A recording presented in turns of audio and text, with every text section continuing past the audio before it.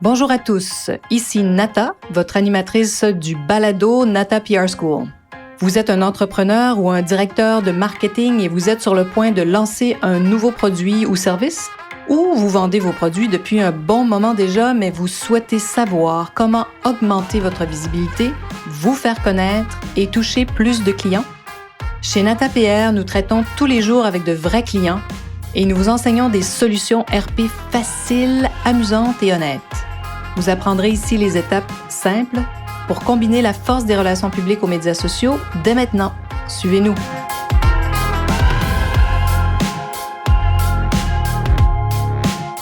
Bonjour et bienvenue à ce 65e épisode du balado du podcast Nata PR School.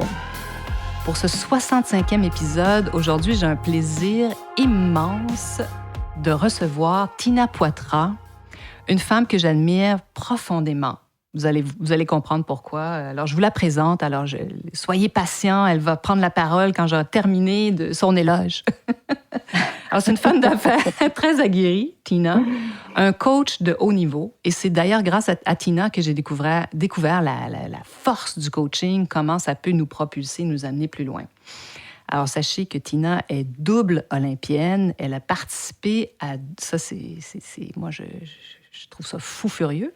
2 Olympiques, donc les Jeux de Barcelone, les Jeux d'Atlanta, à titre de sportive, donc de la marche. Elle possède de cet art, qui est aussi un sport incroyable. Elle a reçu plusieurs prix au cours de sa carrière. Je ne savais pas, j'ai découvert ça, le prix humanitaire Terry Fox, qui souligne, écoutez bien ça, son esprit social, humanitaire et communautaire. Et tout ça en maintenant, bien sûr, l'excellence dans les domaines académiques et sportifs. Donc, et puis en plus, ce prix-là, c'est fou, ce prix-là, je ne savais pas comment c'était aussi large. Et tout ce bien-être qui n'est pas que physique, mais qui est aussi psychologique. Alors, juste pour vous donner, vous voyez, juste avec ce prix-là, le cerveau incroyable de Tina. Elle a remporté des prix aussi, femme de mérite. Elle a été intronisée aussi au Temple de la renommée du sport d'Ottawa. Alors, après sa carrière d'athlète, parce que les athlètes, il ne faut pas oublier, c'est une carrière des fois qui commence très jeune. Ensuite, ils ont autre chose, ils choisissent d'autres choses dans la vie. Elle a décidé avec son partenaire de cœur du moment, qui était photographe, de créer Bagma Photo, une banque d'images qui est devenue très rapidement la plus importante dans son domaine, la plus importante banque d'images au Canada. Et en 2004, imaginez-vous donc, je ne sais pas si vous vous rappelez de Corbis Images. Corbis rachetait à peu près toutes les banques d'images à travers le monde. Et cette société appartenait à Bill Gates. Donc, Tina a vendu Bagma Photo à Bill Gates. Et oui, incroyable. Tina a un parcours de fou, vous allez voir. Et bon, ensuite, elle a travaillé, elle est restée chez Corbis quelques années. Et ensuite, elle a fondé Namasté Leadership en 2010. Namasté, qui même dans ces années-là, c'était un mot qu'on trouvait un peu osé. Aujourd'hui, je pense qu'avec tous ceux qui font du yoga, on a entendu ce mot-là tellement souvent, c'est presque rendu un mot commun.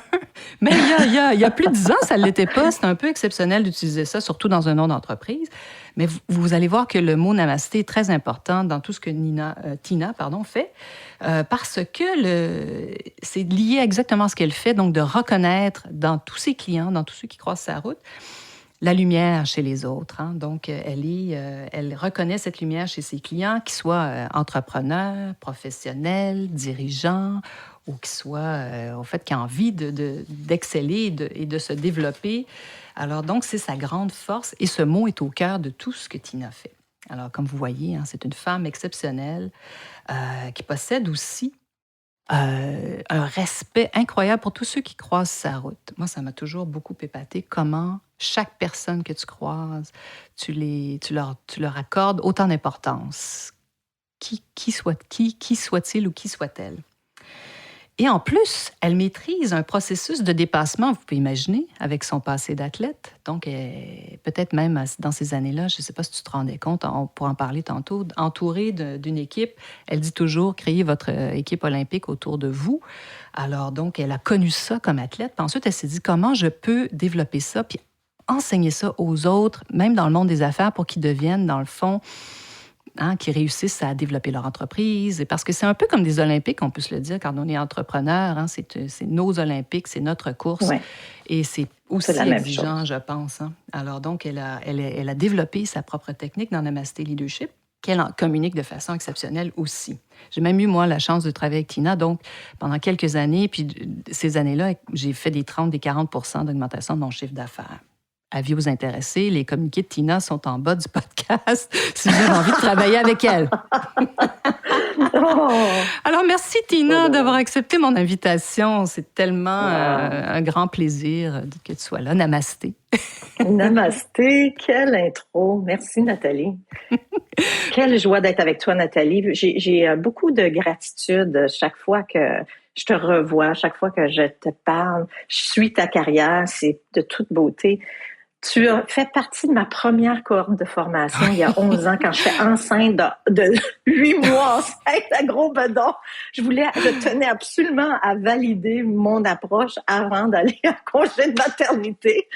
Et d'ailleurs, ce qui m'avait frappé chez toi, c'est que dans tout le groupe, tu étais celle qui était vraiment, comment je pourrais dire, comme une Olympienne dans le cœur à appliquer les principes, là, puis de les respecter tout le long. C'était vraiment phénoménal. Fait que je vais vous avouer, guys, si vous voulez quelqu'un qui est à son affaire, qui est un élite dans ce qu'elle fait, ben vous êtes entre bonnes mains avec Nathalie, franchement. Merci, Tina. Je ne te connais pas d'avoir vu quelque chose, je t'ai jamais vu faire quelque chose à moitié, là. Vraiment, c'est tout le temps de l'élite. Oui, merci. Mais aujourd'hui, on parle de toi, Tina. Puis tu vois, j'aime beaucoup poser cette question à tous mes invités. C'est toujours ma première question parce que, bien sûr, on parle de ce que vous avez accompli dans votre vie professionnelle, mais les humains, on est beaucoup plus complexes que ça. Il y a tout un autre côté de notre vie et je sais que pour toi, l'équilibre de vie est très important. Alors, si je te demande, qui es-tu, Tina Poitras? Qu'est-ce que tu réponds à cette question-là? Oh, wow! Je la trouve intéressante parce que je trouve qu'avec la COVID, tu sais, il y a comme un avant la COVID puis un après. Je trouve vraiment que cette période est arrivée pour une raison qui permettait à l'humain de faire une pause. Et pour moi, je me mettais à regarder là vraiment quelle est ma raison de me lever ce matin. Et j'avais tellement de gratitude parce que je m'apercevais, wow, moi, le sport a été tellement une partie énorme de ma vie, de m'avoir entraîné même des 5 heures par jour, des 31 heures par semaine. Pendant des années, j'ai été 12 ans sur l'équipe olympique, l'équipe nationale, et aux 10 km marche olympique.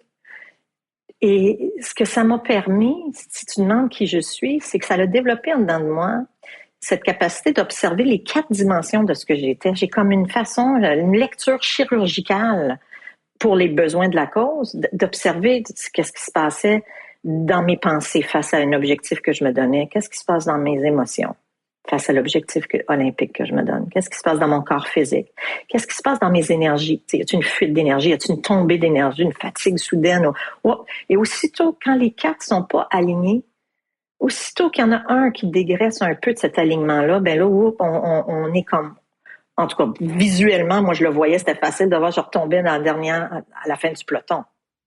Donc, quel cadeau, quel laboratoire incroyable. Donc, j'ai eu un entraînement hallucinant de voir ça, puis je me suis aperçue à quel point, tu sais, mon coach olympique me disait, Tina, toi, tu me fascines, parce que tu as juste un talent moyen. Ah, c'est fou. T'es comme, OK. Motivant, Puis là, il me disait, non, tu comprends pas, là, c'est un compliment que je te fais parce qu'avec ton talent moyen, c'est ta façon de te lancer dans tout ce que tu fais. Ben, tu bats tout le temps les plus talentueux que toi, éventuellement, dans toutes les sphères. Puis tu sais, je suis encore bien amie avec mon coach olympique, puis il disait, c'est encore, je le vois, ton processus que tu fais. Et je pense que c'est ça, c'est d'être cette espèce d'attention chirurgicale de nos 4 dimensions. Puis ensuite d'amener cet alignement-là sur comme, OK, qu'est-ce qui est le prochain petit PPP, le plus petit pas possible, qui va être le plus puissant pour nous faire avancer là où on veut. Et donc, je dirais que ce que je suis, c'est cette passion de modéliser mon approche olympique, si tu veux, puis cette passion de dire, OK, comment je fais maintenant pour m'approcher, pour être tellement alignée avec qui je suis et de faire avancer le projet que j'aime. Donc... Puis dans ta vie personnelle, te sers-tu de ton processus aussi? avec ta famille, dans ce que tu souhaites? Ben, ça fait partie Sans de que tu qui t'en je rendes suis, compte. cette attention. Oui. C'est tellement, tu sais, fait que je me vois tout le temps. OK, tu sais, aussitôt que je suis en réaction, Ouais. tu sais, la plupart des gens, quand ils sont en réactivité, ils vont le capter quand ils sont un 7 sur 10, 9 sur 10 de réactivité. Puis là, après ça, ils se demandent qu'est-ce qui se passe. Mais un athlète d'élite apprend à le détecter quand ils sont un 2 sur 10 d'intensité émotionnelle, un 3 sur 10. Et là, il le capte, puis l'athlète élite a appris à prendre une distance, tourner sa conscience pour observer, OK, qu'est-ce qui se passe dans mes 4 corps, là? Qu'est-ce que je dois réajuster? Parce que ça coûte très cher d'être en réactivité dans nos relations. Vrai. Tellement ça vrai. coûte très cher. Ah oui. Puis il y a plein de choses dans que nos moi, relations ou en entreprise oui, ou peu importe. que j'ai commencé à comprendre avec toi. Puis tu sais, ça m'a pris du temps avant. Puis il y a toutes sortes d'outils pour nous amener à ça. Puis c'est de voir. Puis c'est beaucoup comment... parce que c'est nous. On est toujours, sachez-le, on est tout le temps responsable de tout. Puis, au fait, moi, j'ai mis le doigt sur un gros truc j'étais souvent, tu sais, on s'en rend pas compte tout le temps, comme tu dis, nous, parce qu'on n'est pas entraîné à faire ça, mais sachez que ça se fait. Même si on n'est pas des athlètes, on peut s'entraîner à ça. Moi, je le suis maintenant, 10 ans plus tard. Fait que maintenant, par exemple, quand j'ai un agacement, tu sais, des fois, les employés font des erreurs, font des affaires qu'on n'aime pas. Puis, tu sais, j'allais rapidement dans j'étais agacée. Puis ça, c'est pas une bonne énergie, le fun. Fait que maintenant, quand ça, c'est là, je fais comme, regardons, tu sais, je vais là.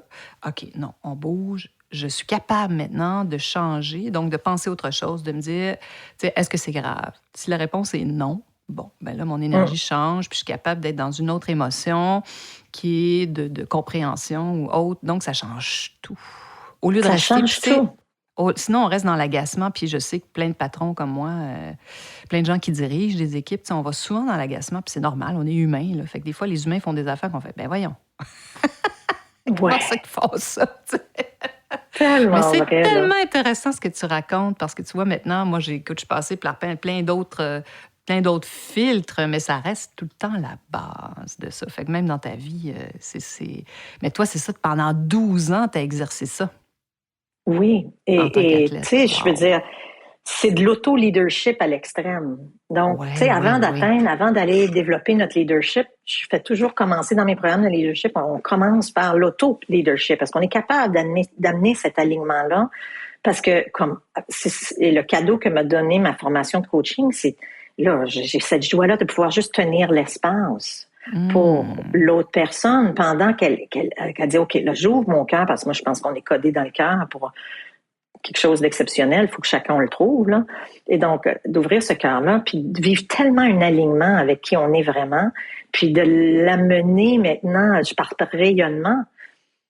par rayonnement, pour aller attirer c'est les bons collaborateurs, les bons employés, les bons clients qui entrent en résonance avec qui on est vraiment. Ça devient un auto-leadership, puis ensuite un leadership qui est... que ça donne le goût des gens de nous suivre. C'est vraiment intéressant ce que tu racontes. Puis tu sais, moi, tu me connais, moi, Madame Rationnelle, j'ai toujours des façons d'expliquer ça. Puis tu vois, des fois, les gens, tu sais, moi, je suis curieuse. Fait que tu sais, je m'intéresse à comment on présente des choses. Puis tu sais, il y a peut-être des auditeurs qui vont t'entendre, qui vont dire, ouais, mais ça, c'est bien wou. Non, c'est pas wou, parce que la preuve est que quand quelqu'un est mauvaise humeur, t'as pas envie d'aller déjeuner ou d'aller prendre un café avec lui. Mais si quelqu'un est de bonne humeur, a une super énergie, t'as envie de t'approcher de cette personne-là. Fait que c'est humain. Ben voilà. Tu sais, en fait, c'est ma passion. Mais comment on fait pour être de bonne humeur? Le plus souvent possible, c'est ça mon exercice. Oui. Mais tu vois, c'est tout un entraînement olympique. C'est tout un entraînement olympique. Oui. Il faut faire du gros ménage dans sa tête. Parce que c'est du travail au quotidien sur soi-même. Puis moi, c'est ça ma passion. C'est comment on fait pour amener de la haute performance, mais sans travailler plus fort, avec plus d'aisance. En fait, c'est soit qu'on avance en performance avec du jus de bras, ou bien qu'on va te chercher cet alignement intérieur des 4 corps, des 4 dimensions, comme je disais. Quand tu crées un alignement à l'intérieur de toi, soudain, la haute performance se fait tout seul. Tu tombes dans une espèce de poche, le pocket, là, tu sais, une zone optimale de productivité, puis tu forces même pas plus. Tu tombes dans un état de flow, que j'appelle. Oui. Ben, au fait, moi, avec toi, à un moment donné, on disait, arrête de ramer contre courant. Laisse-toi porter par le courant, mais en étant conscient que tu te fais porter par le courant. Puis en même temps, quand tu te fais porter par le courant, tu as le droit d'aller à droite puis à gauche, puis de ralentir ta vitesse. Mais c'est tellement plus facile de se laisser porter en quelque part par un courant. Ben, c'est délicat parce qu'il faut que tu t'assures. Un courant. Ouais, il faut que tu sois dans le bon courant, par exemple. Ça, il faut que tu... Ouais. Mais il faut aussi que les 4 corps, les 4 dimensions, donc tes pensées soient alignées à la bonne chose, les comportements, les émotions, tout cet alignement-là, s'il est aligné à la bonne place, là, tu peux lâcher prise dans le courant, comme tu dis si bien, Nathalie, puis je te voyais le faire là, avec une main de maître. Mais c'est ça, mais quand tu dis, voyons, pourquoi c'est si forçant, qu'est-ce qui se passe? Parce que c'est un des 4 corps qui n'est pas aligné, il y a un manque d'alignement. Donc, c'est pour ça que c'est important d'avoir cette espèce d'automatisme de dire, OK, là, je me tourne sur moi-même. Au lieu d'être en réactivité avec quelque chose à l'extérieur de soi, on doit se tourner sur nous-mêmes et dire, OK, qu'est-ce qui est désaligné, là? Fait que cet auto-leadership-là, ensuite, a créé un rayonnement puis une aisance dans notre performance qui fait que ça peut donner le goût aux autres de nous suivre plus facilement dans notre leadership. Tellement vrai. Ouais. Ah, bon, il y a tellement de choses à dire là-dessus. Hey, mais retournons dans le temps un peu, parce que je suis sûre que les auditeurs vont être curieux. Écoute, tu as vendu Corbis, pas Corbis, mais Magma Photo à Corbis. Et tu as eu l'occasion de rencontrer Bill Gates. Moi, je vais t'entendre là-dessus ce matin. Quel genre de leader c'était? Est-ce qu'il était très aligné? Oh boy! La grosse question. Écoute, c'était spécial. Je l'ai rencontré à 2 reprises seulement. Puis à un moment donné, durant un meeting, et je le voyais, là, écoute, la présence de cet homme-là, tu sais, quand il rentrait dans le bureau, dans l'espace, tu sais, puis tu voyais justement ces antennes qui étaient ouvertes à faire la lecture de tout ce qui se passait dans la pièce, la façon qu'il écoutait les intervenants, tu sais, puis ses commentaires quand il intervenait, c'était peut-être pas les meilleures façons de dire des choses. Oui, parce que c'est un cerveau qui parle. Ça, c'est un cerveau exceptionnel. C'est un cerveau exceptionnel, hors norme, un génie dans sa sphère. Bon, est-ce que lui était aligné dans ses 4 corps? Je ne le sais pas. Est-ce que ça dépend? Quel est son objectif? Il était peut-être aligné dans les 4 corps pour l'objectif que lui voulait. Son objectif olympique était peut-être pas dans ses liens avec les personnes. Mais il était complètement aligné avec son objectif, par contre.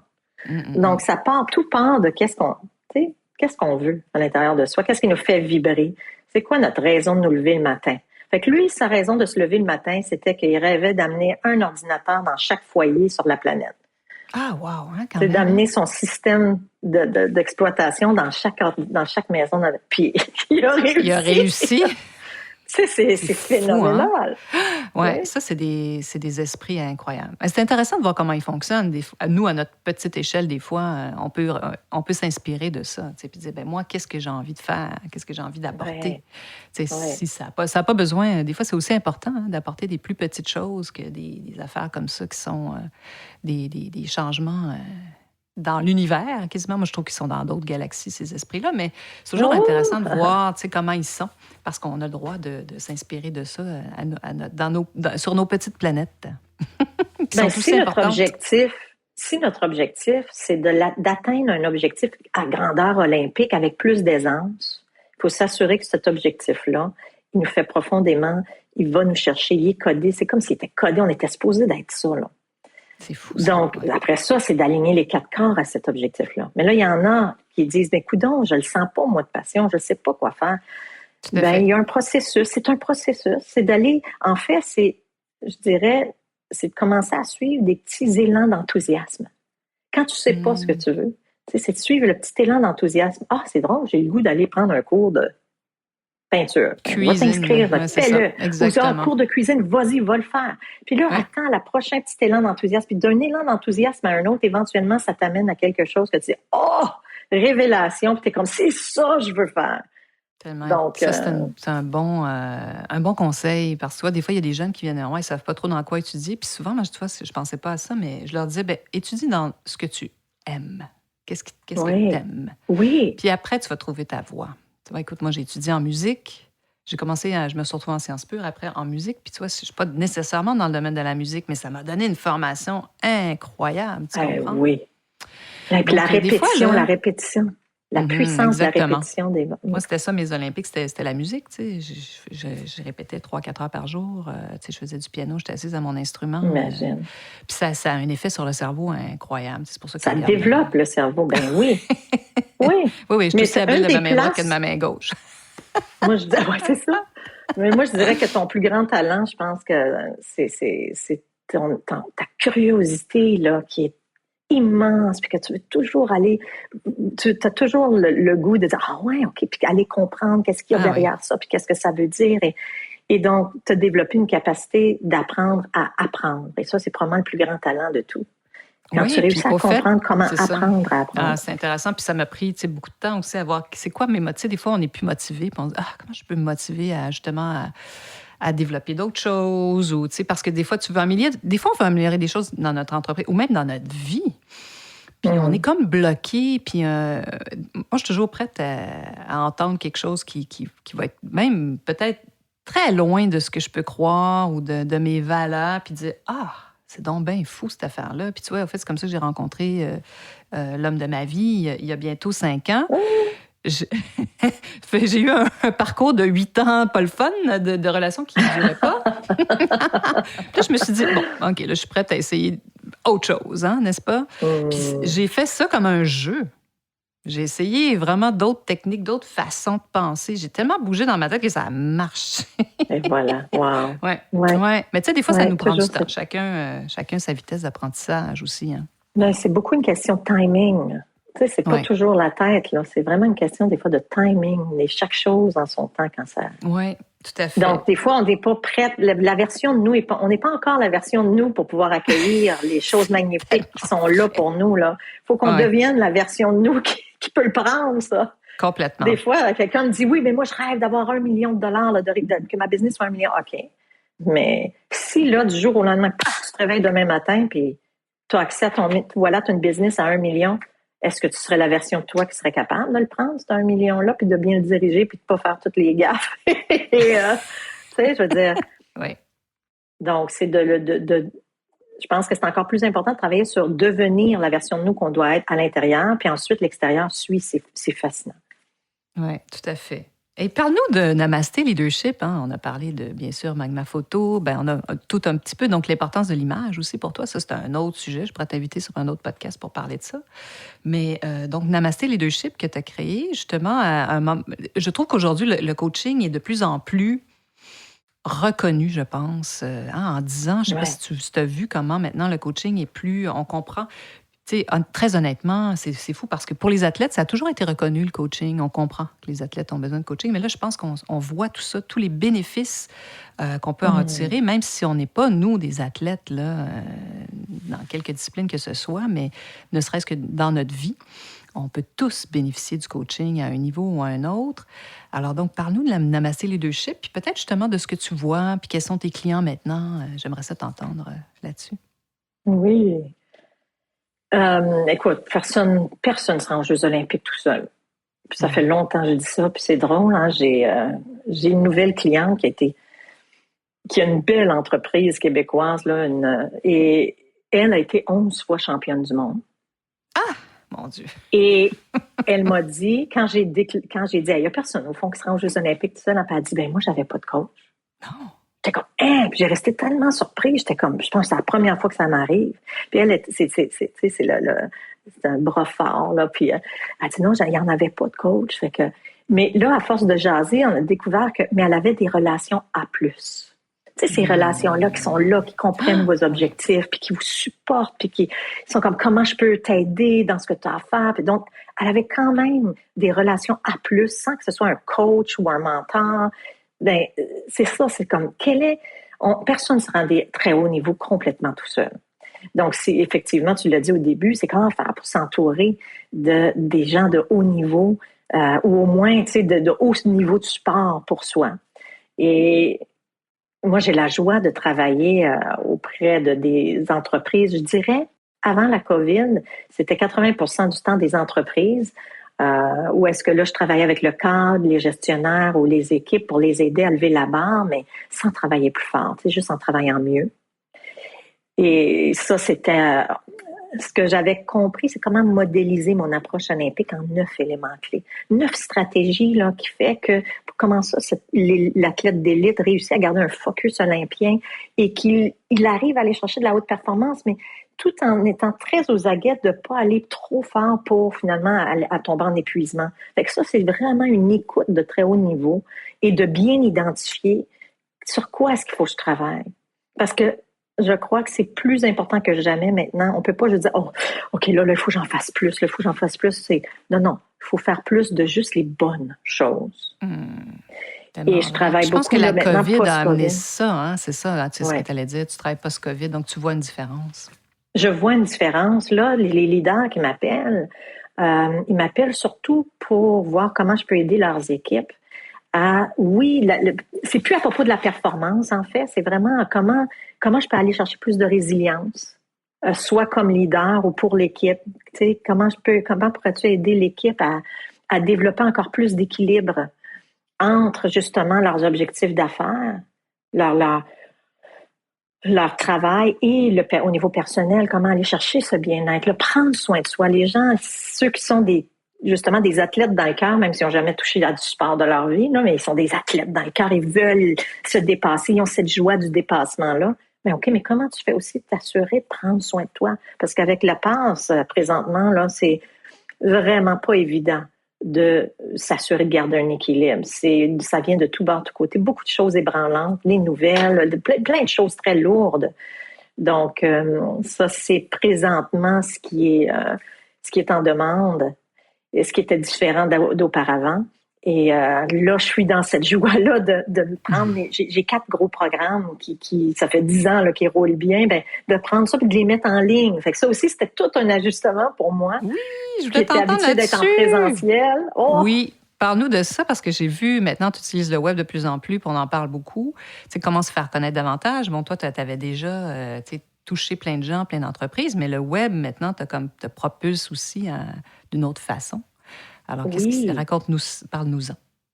Ben, c'est ça. Là, la COVID a permis de comprendre, regarde, il faut que j'aille aider les gens le plus possible d'une autre façon parce qu'ils peuvent pas se déplacer chez moi dans mes événements.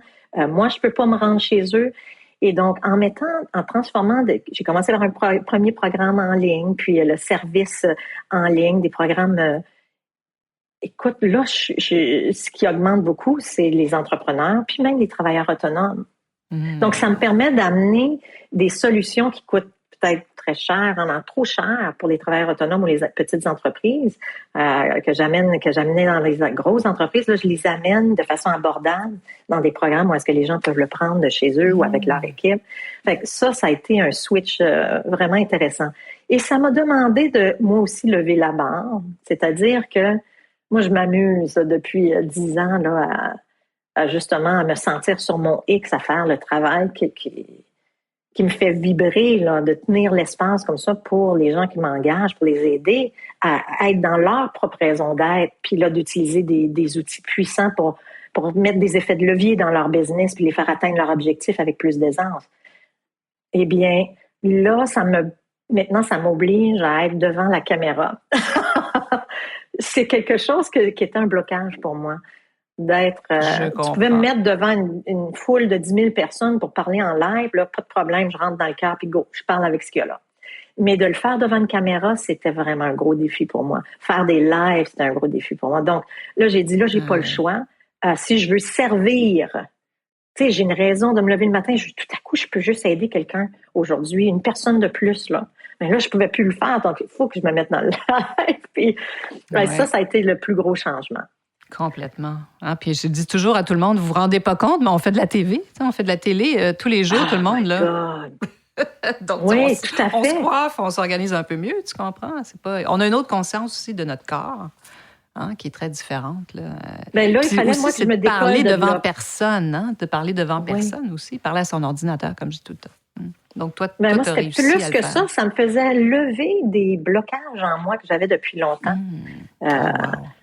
Qu'on doit tous identifier, c'est archi important pour performer, de les connaître, nos croyances limitantes. Et une de mes croyances limitantes, c'était c'est pas assez, tu sais, c'est pas. Ouais, c'est ça. Fait que là, de me voir sur vidéo enregistrée, c'était vraiment fascinant. Là, je voyais la petite France, tu sais, qui disait, ouais, mais c'est pas bon assez, ça. Là, je le voyais. Là, finalement, j'ai fallu, je dis non, ma cause noble est plus grande que ça. Fait que c'est pas à propos de moi puisque j'ai l'air, je lâche prise. Puis là, si j'ai un cadeau à donner, c'est ça qui est important. Fait que ça m'a enfin permis de passer à un autre niveau puis de pouvoir commencer à utiliser le web. Et l'autre chose aussi que j'ai vue, c'est que c'est ça, j'étais le goulot d'étranglement dans le processus. Et d'aller chercher des gens qui sont des experts là-dedans, puis qui me donnent un coup de main, tu sais, qui m'aident, là. Tu sais, il faut que je délègue la partie, justement, des réseaux sociaux, parce que c'est pas quelque chose que j'aime faire, les réseaux sociaux. Oui, mais, encore une fois, si notre message intérieur, notre cause noble est plus grande, je veux juste aider, tu sais. Donc, je dois faire ce qu'il faut avec une équipe olympique maintenant qui est différente, donc des gens qui m'aident à l'extérieur. Donc, par exemple, quelqu'un comme toi, Nathalie, tu sais, avec les RP, c'est fou ce que j'ai vu que tu as réussi à faire, le catapultage que tu as amené chez tes clients, parce que justement, ils disaient, OK, là, on va aller chercher une partie de mon équipe olympique qui est Nata Pierre. Oui, parce que c'est ça, souvent je dis, comment utiliser la relation publique pour se faire connaître, dans le fond, hein, c'est ça. C'est un outil, comme les médias sociaux, mais si vous les combinez avec les médias sociaux, c'est très, très, très puissant. Donc, oui, utilisons le web, mais puis il faut savoir que maintenant, tous les grands médias sont en ligne. Tu sais, souvent, je dis à mes clients qui pensent que... Parce que les relations publiques, c'est quelque chose qui existe depuis toujours, hein, depuis le début du 20e. Donc, on a l'impression que c'est une vieille affaire qui ne marche plus. Puis je peux comprendre parce que, tu sais, on entend que beaucoup de journaux sont disparus, il y a moins de journalistes. Mais écoutez, sachez que tous ont fait le virage web, ils sont tous en ligne. Donc, quand vous avez un article ou il y a de plus en plus de podcasts maintenant, donc vous vous retrouvez avec donc des articles sur vous quand on raconte votre histoire. Ça va être aussi en ligne. C'est à peu près, on est presque à 80% maintenant de nos résultats qui sont numériques. Tu sais, sur, par exemple, des grosses campagnes qu'on fait avec les clients sur une année. Fait que ça, c'est intéressant. Puis on l'a tout fait, cette analyse-là, parce que... Puis tu vois, tout ça, moi aussi là, je m'y suis mis... Ça fait longtemps que je me dis, mais comment je pourrais utiliser, moi, le web? Moi, qui, comme toi, vend des services, comment je peux utiliser ça, moi, le web? Tu sais, je ne vends pas un produit fini... mon cerveau ne voyait pas comment vendre un service en ligne. Tu sais, mais après, ça passe par, bien sûr, des formations ou de donner de l'information aussi, de rendre des concepts, des fois, qui sont compliqués pour les gens, puis de dire simplifier. Non, c'est simple. Moi aussi... puis j'adore comment tu l'amènes. Je vois là, le coaching, les formations que tu fais, tout le contenu quand même gratuit que tu donnes dans tes Oui, tout à fait. C'est formidable. Oui. Vraiment, vous pouvez consommer, Nathalie. allez écouter le podcast, c'est bon, bien sûr. Là, ceux qui nous écoutent, vous le savez, il y a plein d'informations gratuites. On donne des webinaires, comment travailler avec les influenceurs, par exemple. C'est intéressant parce que c'est ce qu'on fait, nous, dans notre quotidien à l'agence, un peu comme ce que tu nous partages, que toi, tu fais en ce moment avec tes clients. Fait que ça, c'est intéressant d'entendre ça, c'est de dire, tu sais, les humains ont bougé, hein?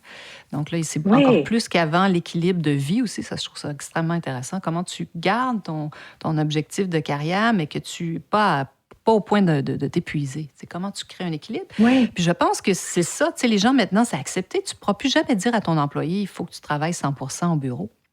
C'est plus possible de dire ça parce qu'on a la preuve contraire. On le sait que ça peut marcher pareil. Donc, tu vois, donc les gens vont pouvoir justement peut-être trouver un meilleur équilibre dans leur vie. En tout cas, moi, je l'espère, c'est sûr. Ouais. Ben, pour amener justement plus d'aisance, là, oui. Tu sais, une des stratégies, tu sais, les 9 stratégies que je parlais des athlètes d'élite pour comme atteindre leurs objectifs avec plus de bien-être, ben, un d'eux autres, c'est de devenir vraiment aux aguets de trouver c'est quoi mes répétitions de base les plus puissantes à effet de levier. Il faut trouver les 2-3 gestes de base qu'on fait à répétition, puis que ceux-là sont les plus porteurs. Donc, moi, auparavant, avant le web, j'utilisais beaucoup les conférences. Oui. Parce que au lieu, en parlant de mon message, ben là, au lieu de parler 1 à 1, c'est très long. C'est pas. Ben quand j'avais soudain une audience de 100 personnes, 1000 personnes, puis je disais une fois la chose, c'était un effet de levier incroyable. C'est vrai. Oui. Fait que, tu sais, les événements, le réseautage, je m'assurais que, tu sais, comment faire pour qu'on parle à une grosse audience. Donc ça, c'est des effets de levier intéressants. Avoir des employés, c'est des effets de levier intéressants. Mais engager justement des experts comme Nata PR qui, eux, vont regarder ton objectif et vont dire « OK, je sais quoi faire pour mettre un effet de levier puissant », puis ils prennent ce projet-là, puis ils courent avec pendant que vous continuez à faire ce qui, là où vous avez le plus de valeur au niveau de l'entreprise. C'est intéressant. C'est ça, je vais te citer, Tina, les effets de levier. Tu vois, j'avais oublié cet aspect-là. Mais c'est tellement intéressant parce que, tu vois, toi et moi, c'est exactement ce qu'on fait. Nous sommes des services. On accompagne. Tu vois, moi, j'ai redéfini mes valeurs d'entreprise. Mais on accompagne par effet de levier. Oui, complètement. Donc, ça fait en sorte sorte qu'il y a un air d'aller. C'est sûr que des fois, on peut pousser un peu, là, mais c'est clair que tu as raison. Puis moi, j'utilisais amplifier. Amplifier le succès qui est déjà en train de devenir ou qui est possible. Mais j'aime beaucoup l'effet levier. Ça a une autre image dans notre tête. Oui, tout à fait. Donc, et puis, écoute, bien s'entourer. Oui, bien s'entourer. On peut parler longtemps, mais je sais que je vais aller loin. Je ne sais pas, est-ce que tu te projettes dans le futur beaucoup ou pas? Est-ce que tu te vois en 2030, ça va être ton 20e anniversaire, le 20e anniversaire de Namasté? Bien sûr. Est-ce que c'est quelque chose que tu fais? Te projettes-tu comme ça dans le futur? Ça fait partie de qui je suis, ça. Mon cerveau, il pense tout le temps en images. Puis d'ailleurs, c'est ça, le secret, un des 9 éléments clés. Le premier, en fait, c'est d'oser voir grand. Oser voir grand. Avoir une vision claire, grande. Et oui, moi, en 2030, je me vois que j'ai créé un espace en ligne qui est un laboratoire de fraîcheur pour les gens. Un laboratoire de fraîcheur que quand ils se rendent là, chaque client va avoir l'opportunité d'avoir des effets de levier, justement des outils, des outils pour les aider à toucher, à vibrer à leur raison d'être. Donc, comment l'identifier ça? Comment l'activer? Avoir des outils pour le mettre en branle. Et puis, des activateurs d'action. Parce que des fois, on a besoin de la petite pichenote, là. Pour nous mettre à l'action. Je pense que le coaching, ça sert à ça. Tu sais, des fois, les gens disent, ouais, mais moi, j'ai un thérapeute. Oui, mais c'est très bien, garde-le ton thérapeute. Mais peut-être que tu as besoin, tu sais, je pense qu'un coach, c'est pour nous propulser en avant. Quand on peut, tu sais, s'il y a des gens qui ont des problèmes de santé, mentale ou autre, qui sont en épuisement, des fois, le coach, il viendrait peut-être un peu trop tôt, tu sais, c'est parfait, tu sais, ça existe pour des bonnes raisons.